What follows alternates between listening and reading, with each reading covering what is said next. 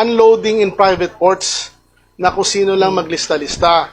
At ang rami kong tinanggal na listahan dahil maraming kalokohan. Sa totoo lang, nung panahon before my time sa importation ng isda. And ayoko nang sabihin kasi meron din isang congressman na humingi sa akin ng maraming allocation at hindi ko pinagbigyan ng isda. At ang pangalan nun, Saldico. All right. But very clear, no? Okay. Sige po, you mentioned Congressman Zaldico. So, do you have more information about that?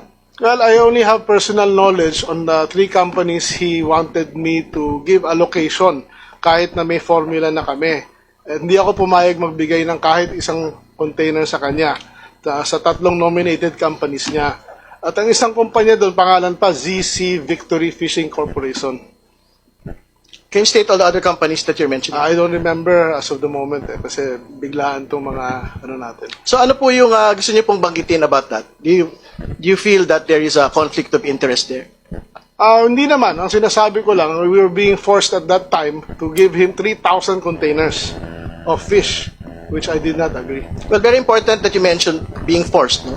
What do you mean by being forced, actually? Well, pinipilit na kami mag-issue ng import permit while we already have a formula.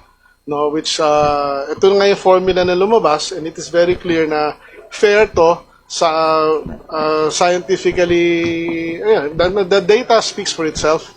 At kaya kong tindigan to. But you have, did you actually issue it or no?